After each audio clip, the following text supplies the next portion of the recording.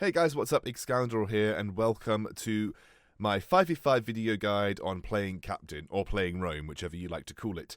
This is going to be some gameplay footage from a game that I played today. I finally started braving 5v5 ranked. My elo win and loss seems to be fixed. I know that a lot of people have reported that theirs isn't.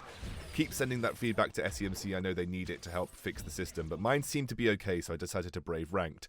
Just for clarity, I was playing this game with I'm the Doom and Justman, who are two professional players in the European scene. I'm the Doom considered one of the best players in the world. And we were playing up against three other professional players on the enemy team. Hundor, who was playing Petal, Techno JJ, who was playing Samuel, and we were also playing up against Keanu Nakoa, who was playing the captain role. Just to make it clear, all of these players are better than me, but realistically the only thing that I can contend with them on is my captain, so that's why I'm playing it in this game. It's one of my better roles in 5v5.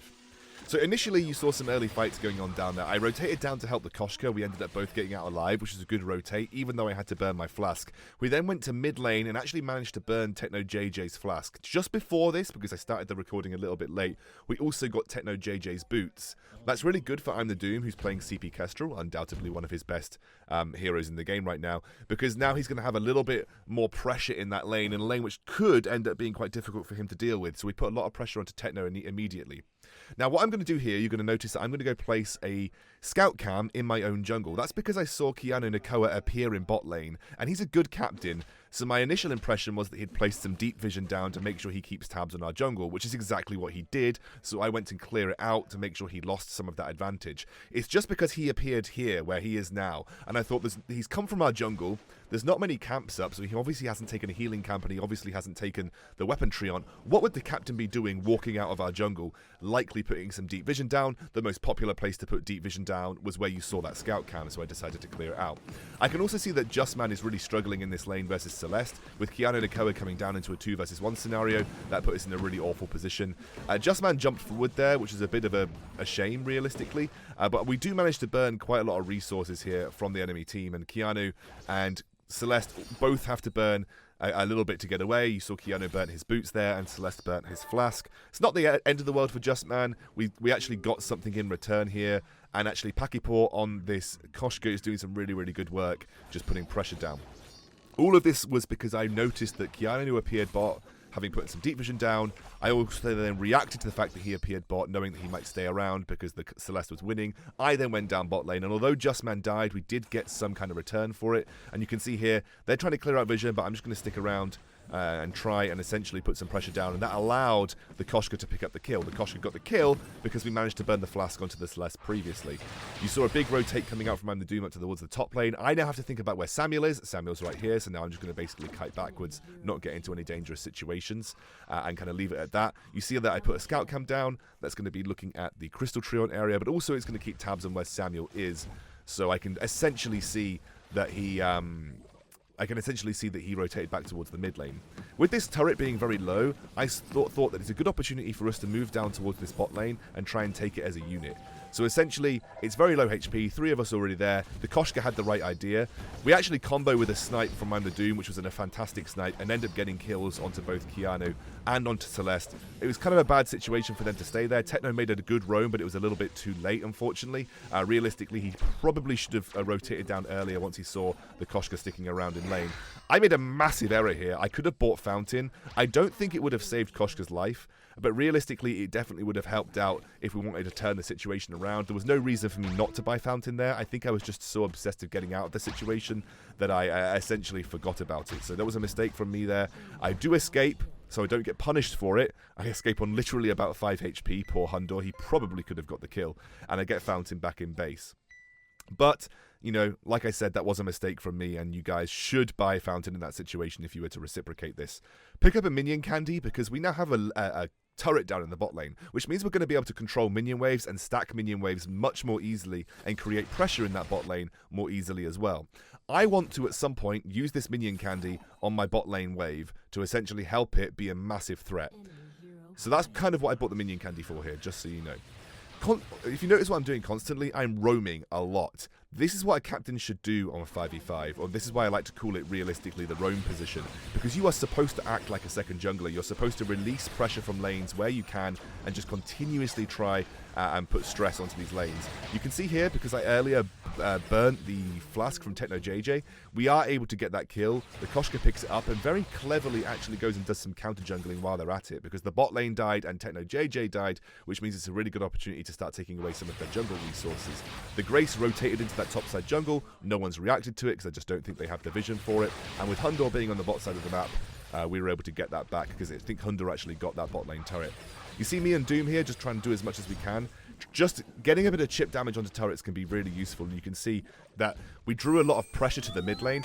I end up going down here, but realistically that's not a bad thing because we've drawn 3 members of the enemy team to our mid lane. Justman is in the side lane, building up a massive wave to push onto that tier 2 turret. So the more pressure we can keep in that mid lane, whilst actually retaining our mid lane turret, because Doom is just trying to clear waves with his Glimmer Shot, the better it is for us. Rubio goes down here unnecessarily, really. I think maybe he thought he could burst Hundor out, but Hundor did burn his flask. So in this situation, whilst it may look bad for us, the enemy aren't actually getting much from this. Hundor actually had the best move of this last play by getting that bot lane tier 1. Remember, at the end of the day, the primary sort of focus that you should have as a team is objectives. And objectives rule the game in terms of global gold and map pressure. So Justman in the bot lane is pushing onto that second tier turret, and nobody from the enemy team is actually responding to him right now. They're all sat in this mid lane, dealing with the pressure coming out from this Koshka, dealing with the pressure coming out from Doom and myself. So right now, we're in a great situation, because Justman is potentially going to get that bot lane tier 2, which would mean that would get us a net us a global gold advantage in total. You can see here I actually now pan over because Doom snipes. Justman, unfortunately, whilst he gets the kill, which is a really good kill to get, doesn't actually end up getting the turret. But it's given me some opportunity to drop some more deep vision down. And as a captain, #1 vision control area, if you're winning the game, should be looking to get pressure into the enemy jungle with vision. So I get some down near the doubles, which is a camp that generally tends to belong to the jungler these days. So if that's getting taken, you'll often have a good idea as to where the jungler is coming from. And off the back of that, because the rotation happened from Celeste, that allowed me and Doom to push in and get that mid lane tier 1. I'm also going to put some more deep vision down in my favourite deep vision area, which is between the gold toad or the gold oak and that red weapon power buff. So that's kind of where I want my vision to be. That's where Keanu put some earlier. So we've got 2 sets of deep vision down in the enemy jungle, which should keep tabs on Hundor when he moves between the lanes, which gives us a bit more of a pre-warning when it comes to dealing with them. Here in this situation, I really like the aggression coming out from the Koshka, and that was a godlike stun coming out from Keanu. He really played that well. It actually stopped the Koshka in her tracks, and she didn't manage to get that ultimate off. I used my fountain at just the right time to save the Koshka, and I continued to put pressure down onto Hundor, who ends up going down eventually to the Koshka. They trade 1-for-1 at the end of the day, but Doom's in a really good position right now. I'm able to tank Gwen because she has to kind of hit me because I'm right in front of her, which allows Doom to snipe her off with the Glimmer Shots. Using that deep vision earlier, we had complete control of this area of the map, and that allowed us to basically come out on top from this situation. I'm now going to go get Crucible, going to back, and reset this whole process. So what's really happened here is we're in a situation where from an initial push into the mid lane, which was responded to with heavy pressure from the enemy, we end up coming out with the mid lane tier 1 with deep vision and took some fights in our favour, as well as getting a lot of damage down onto that tier 2 in the bot lane. As you can see, now Justman is down there starting to push the wave once more. So actually, as a team, we're in a really good spot right now. You'll notice that I pan the minimap a lot as a captain. You really should do this on pretty much every hero. I talked about it in my slow jog video. It gives you good information about the state of the game in general. What I look for when I pan between lanes is enemy hero positions primarily, like has an enemy appeared in lane, has an enemy been in lane recently, where would they have gone if they're not? I'm also looking at wave positions, especially in the side lane. Is the wave pushing towards us or is the wave pushing towards the enemy? I want to make sure that the waves are constantly pushing towards the enemy in most situations because that generates pressure by itself. So always be looking to do panning of the map. Even if you can't affect things directly, it's good to have that kind of information to make sure that you can ping it out for your allies. Here we're going a little bit ham, and especially with Hundor turning up, I'm essentially trying to just peel back for the team. I do back up the Koshka whenever I can in these kind of situations. It's best to back up an enemy, a teammate that goes in as a fortress, because it's a really good way to help secure kills onto squishies. But with the Koshka getting chased out of the fight, Justman actually ended up getting a tier 2 turret in the bot lane. We are in a better position to back off here. If we only lose Koshka at the end of this fight, and she's chasing them around the jungle like a madman, we are going to be in a much better place overall because we got the global gold from that tier 2 turret that Justman put the work onto earlier. So right now, in terms of actual net advantages, we're doing really well, simply because we've got more turrets We've got good vision control, and in general, we've got a Koshka who's snowballed as well. We talked about Koshka's nerfs in the update video of 3.1. They're really not that bad. Not a huge amount has really been done. That's a great block by Justman, by the way. Allows him to get the kill onto the Celeste, who's just way squishy at this point in time. And as you can see, I'm panning over to where Hundor has appeared. He's next to the Grace. Grace needs that A to be able to close in on Hundor, but luckily we've got the best Kestrel in the world, and just Doom gets the snipe onto him. So Hundor a little bit overextended into our jungle here, and again, just panning over to make sure I'm in the position to help out. I probably could have crucibled that, and Justman could have got the kill onto the Gwen, but I ended up using the Fountain instead, because I'm an idiot. But it's a learning point for me, just to make sure I really focus on which item I'm using at the right time. So from here, like, how did we get to this situation? A lot of it came from rotating between my mid and bot lane. I know that realistically, a Grace versus Gwen matchup, it's not going to be a great place for the Grace, especially if she gets focused by Hundor. So I didn't want to risk getting into a 2 versus 2 situation with 2 melee heroes, and while they've got gap closing ability, if we don't get that initial burst and they're able to kite back with the Skedaddle, and obviously with Hundor having the bounce on Petal, or the trampoline, I'd be scared that we end up doing more harm than good. So I know that there was a lane matchup with the Vox and the Celeste, that if I could help out, especially get Vox rolling, he would be able to start to split push that side lane really nicely, and Celeste wouldn't be able to deal with him. I also knew that if I got Hundor rolling on his best hero in the game, he would be in a great position. We're really lucky that the Gwen has built really badly. She's built Poison Shiv, so she's not really snowballing in terms of damage, whereas we've got a really high snowball coming out from the Koshka. We get a pick onto the Celeste, which means it's pretty good for us to go for something like Ghostwing, and right now it's 5 people. If they come to engage on us, as I just pop the wolves just to try and force them back, we are essentially in a position to fight. They actually are in the side brush there, waiting to sort of start the fight off, and we make the executive decision as a team to peel off. I kind of half peeled off. I used the Fountain at the right time, and obviously the War Treads that I have here to help us get onto our targets. And that was a really good move by my team in general, because there's no way that we want to take a 50-50 fight in terms of capturing Ghostwing when we're strong enough to fight them anyway. So peeling off there was the right decision. I just made sure I was in position to use the War Treads and the Fountain at the right time. I'm also trying to do as much body blocking of Techno as I can for Doom. I really don't want to let Doom take too much damage. Essentially, especially during the Drifting Dark area, he kind of almost completely outranges. So I managed to body block enough for Doom in this situation that he snipes off Techno JJ. The rest of our team is just so far ahead at this point that it doesn't really matter. And you can see here I'm actually going to rotate round and give War Treads over to my team. They end up going back in, which is enough to get some kills down. So it was a really good War Treads to give them the option, but it also gave them the burst of speed that they needed to sort of push back in and take that damage onto Hundor, who ends up going down really quickly.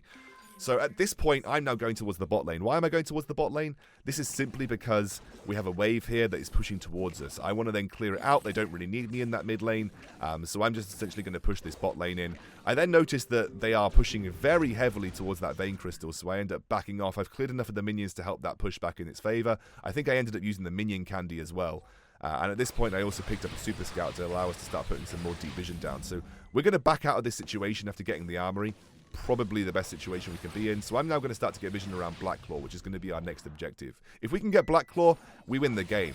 We do want to peel off this, though, if they come to try and face us, because essentially it's free kills. So the better we can do in terms of knocking the enemy numbers down, the better we're going to do in terms of finishing the game. We already pick off 2 really key members, which is the CP carries, and I'm going to now use my abilities with my team, the War Treads and everything else just to clean up here. This should be the end of the game, realistically. I use a Fountain pretty late just to allow Pakipo to dive onto Hundor, but we clean up pretty much every single carry on the enemy team, which then allows us to go onto the Vein Crystal and win their game.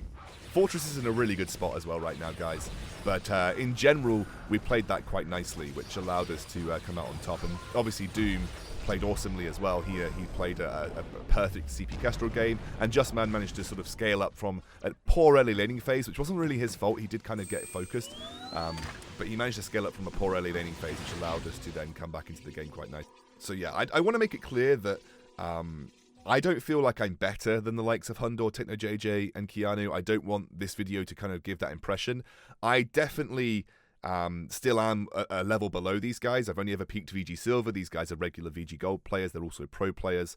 But, you know, I felt like I performed pretty well this game. I roamed quite a lot. My vision control was really good. I managed to sort of cap out on some of Keanu's vision control. I managed to counter out some of his own. So I feel like I was in a solid spot this game. Let's talk about the builds, because builds are obviously really important. This is a very standard CP Kestrel build. Interestingly enough, Doom skipped the Shatterglass and went straight for the Spellfire into Clockwork into Broken Myth. The good thing about Spellfire is that it procs your active camo. If you land a Glimmer Shot onto someone and then they walk into your active camo with the Spellfire dot on them, they will proc your active camo. So it's a good thing to pick up on Kestrel, and Doom picking it up first sends a message that he thinks that it's a really, really good item. Pretty interesting build coming out from Justman. Feels that the Poison Shiv into Tension Bow into Breaking Point build is very solid, especially against a lot of squishies. I totally agree with him. I think there were 4 squishies on the enemy team, 5 if you include Lorelei, but we won't include Lorelei, so that's a really, really good build coming out from Justman. I approve of it a lot. Standard Grace build from Rubio. The Tension Bow instead of the Sorrow Blade is definitely warranted given the amount of squishies, like we said, on the enemy team.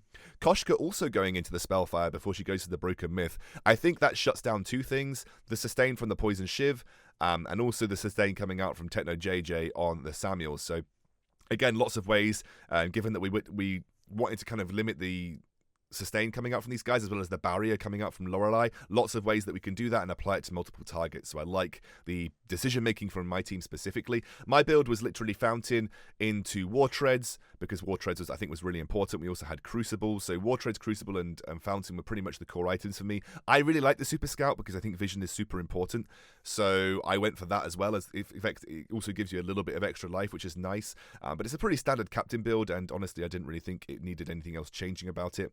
Techno went for the Dragon's Eye build on the Samuel, which I think is probably needed now that he had the nerfs to his Drifting Dark and also some of his scalings. So I think the Dragon's Eye build is very, very, very good on Samuel. Tundor went for a very standard Petal build, the Shatterglass into the Broken Myth there, nothing crazy. The Gwen build for me was really bad. No offense to Gwen, I understand that they probably needed something like a Poison Shiv to stop some of the sustain, but honestly, I just think it plays way too far away from what Gwen is good at. She's supposed to be a lane bully, she's supposed to be burst orientated. I think Tension Bow is still a good item on her, so I'm not sure I totally liked the Gwen build coming out. I don't mind what we see on the Celeste here, but she was just too far behind to make it work. She really didn't have the time to scale up. I don't think what she did is bad. I do think I'd prefer to see the Clockwork before the Spellfire though, but the Dragon's Eye into Clockwork is a very standard build, and Keanu's build was perfectly fine. Interesting that he went for the Contract, maybe because he wanted to help provide sustain across multiple lanes. I totally see where he's coming from with that, so maybe that's something for me to consider in the future. I hope you guys learned something from that. I know I talked about my decisions quite quickly. I generally am quite a quick talker when I do over these gameplay videos, but I will try and slow down in the future. I hope you learned something though, like I said, and apply some of the roaming and the map awareness to your own games as any role, but especially Captain. And I will see you very, very soon.